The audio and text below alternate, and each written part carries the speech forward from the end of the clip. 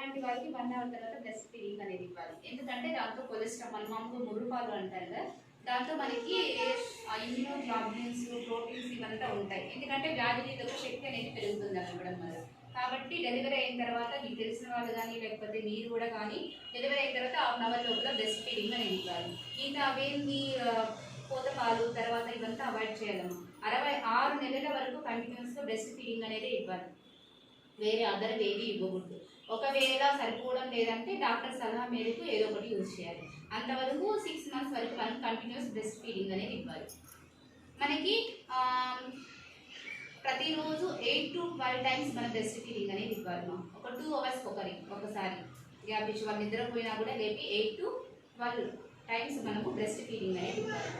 తర్వాత మనకి ఒక సైడ్ ఫుల్గా ఇచ్చిన తర్వాత నెక్స్ట్ సైడ్ ఇవ్వాలి. ఒక 10 to 15 మినిట్స్. ఫస్ట్ మనకి వాటర్ లాగా వస్తుంది, మళ్ళీ మనకి థిక్ మిల్క్ అనేది వస్తుంది. అది ఇచ్చిన తర్వాతనే బేబీకి సాటిస్ఫాక్షన్ అనేది ఉంటుంది. మనం కొద్దిసేపు ఇక్కడ ఇచ్చి మళ్ళీ ఈ పక్క ఇచ్చినామంటే బేబీకి సాటిస్ఫాక్షన్ ఉండదు.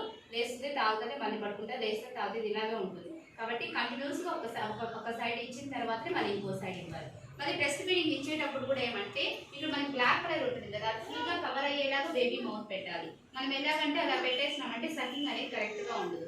ఎప్పుడైతే సకింగ్ కరెక్ట్గా ఉండదో అప్పుడు బేబీ ఏంటి మిల్క్ ప్రొడక్షన్ కూడా తగ్గుతుంది, పాల ఉత్పత్తి కూడా తగ్గుతుంది. కాబట్టి అది చూసుకోండి. 6 నెలల తర్వాత మనకి పాలతో పాటు అనుబంధ ఆహారం ఏదైనా ఇవ్వాలి.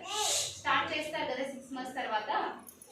మనకి ఇవ్వడం వల్ల ఏమవుతుందంటే తల్లిపాలు ఇవ్వడం వల్ల బేబీకి వ్యాధి నిరోధక శక్తి అనేది తగ్గుతుంది. డిసీజెస్ అనేవి త్వరగా రాకుండా ఉంటాయి, జబ్బులు అనేవి త్వరగా రాకుండా ఉంటాయి. తర్వాత డయేరియా, బయట పాలు వాడినప్పుడు ఖచ్చితంగా అడ్జస్ట్ అవ్వడానికి టైం పడుతుంది. డయేరియా ఇట్లాంటి మోషన్స్ ఇట్లాంటివి వస్తాయి.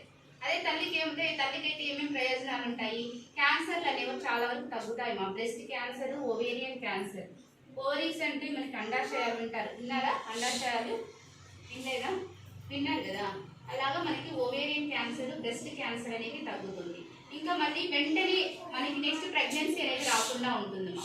ఎందుకంటే మనకి ఆక్సిటోసిన్ హార్మోన్ అదేవిధంగా ప్రొలాక్టిన్ హార్మోన్స్ అనేవి రిలీజ్ అవుతాయి. దానివల్ల మనకి ప్రెగ్నెన్సీ అనేది కూడా వెంటనే రాకుండా ఉంటుంది. అర్థమవుతుందా? ఇంకా మేడం ఇంకేమన్నా ఇంకా ఏమైనా చెప్తారు?